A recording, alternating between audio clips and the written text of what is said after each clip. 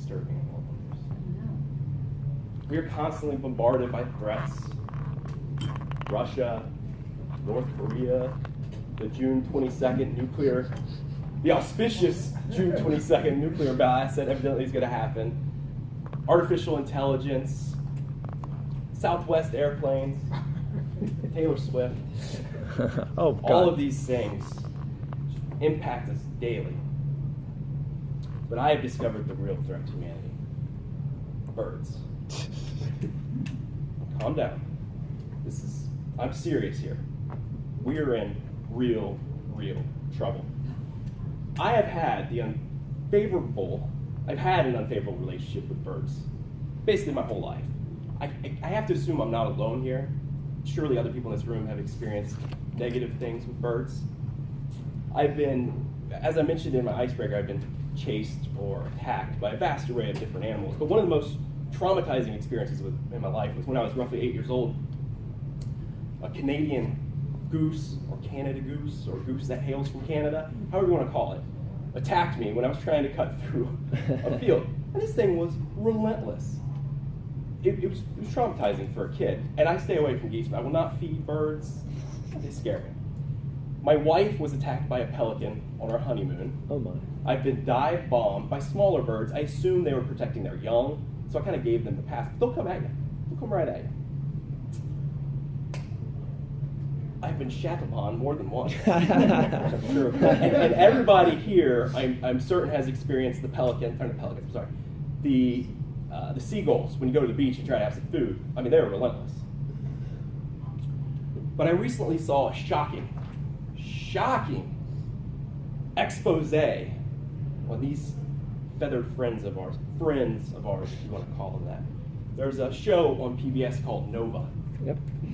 And they did a whole study on the behavior of birds. And it started off innocently enough. They started going back and tracking some of the experiments that were done in the early 1900s with birds. If anybody watches Modern Family, you may be familiar with imprinting and how geese will imprint onto, basically whoever they first see when they're born.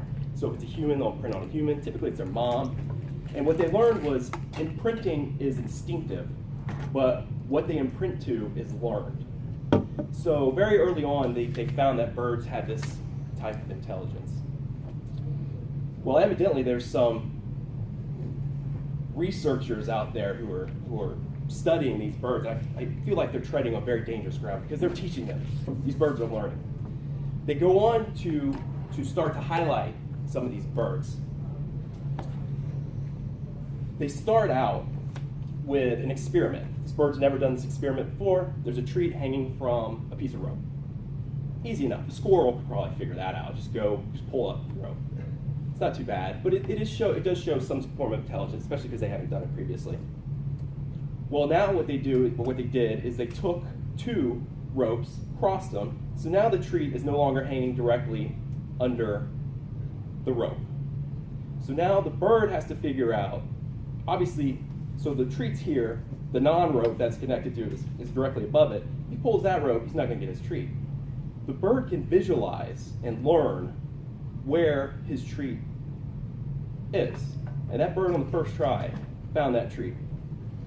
So you can see it starts to get a little shaky, especially given my past with birds. They did go on to explain, I think it's commonly, or was commonly known, that scientists typically attributed intelligence to skull capacity, brain size. And what they found is it's not necessarily skull capacity or brain size, it's the number of neurons and the neural activity. And birds have a tremendous amount of neural activity for their small brains. So we've all heard the bird brain insult. Not so much. So that was pretty shocking. They went on to profile a bird. This is funny. They went on to profile what's called a New Caledonian crow. Her name was Weck. And Weck was wearing, if anybody's seen Up, the cone of shame. And they mentioned why Weck was wearing the cone of shame. Now, what I did not know is crows mate for life. And her partner had recently died.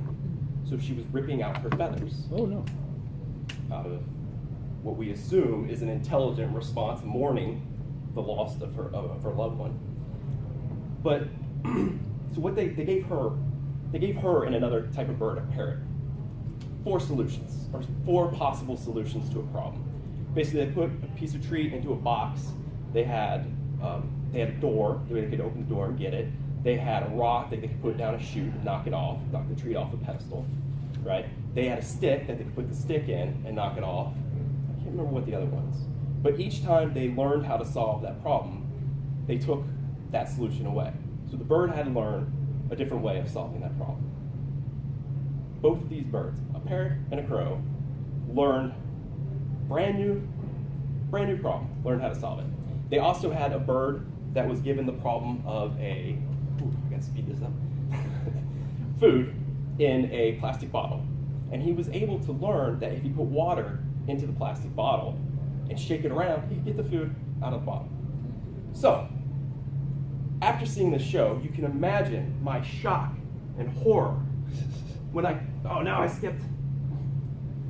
come to work one day and this is dangling from a tree. I saw it and I thought, this bird's dead. I'm gonna go look at this bird. No, that bird is not dead. That bird is very much alive. And to give you some context here, that is an osprey. This is an osprey with a shark that has caught a fish. This is a bird that was dangling from a tree in our parking lot. So I, not knowing what to do, naturally come inside and ask security, what should I do? They said, call Fish and Wildlife. So I call Fish and Wildlife. They tell me, they give me 2 rescue groups. I called, one guy never called me back, the other group called me back. I'm gonna have to go late because I have to finish this story. So anyways, they eventually come out. Well, they took a while coming out, so I had to climb the tree. I climbed the tree, pulled the branch down, was able to free our poor bird's talons from the tree and got him on the ground.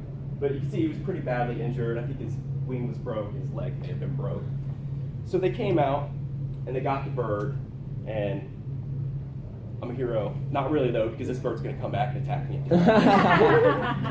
So to wrap it up here real quick, I'm not the only one who believes this way, just to kind of give you some idea of names they've given to flocks of birds. This one's fun, I like this one, I'll just give you this one for edification. Flamingos, a flock of flamingos is called flamboyance. Here's where it gets scary. A flock of parrots, pandemonium. Oh God. Ravens, unkindness. Turkeys, a gang or posse. Pelicans, a squadron. And last but not least, crows, a murder. There you go. And I had a little video I'll show you, but we already ran late, sorry. So that's it. All right.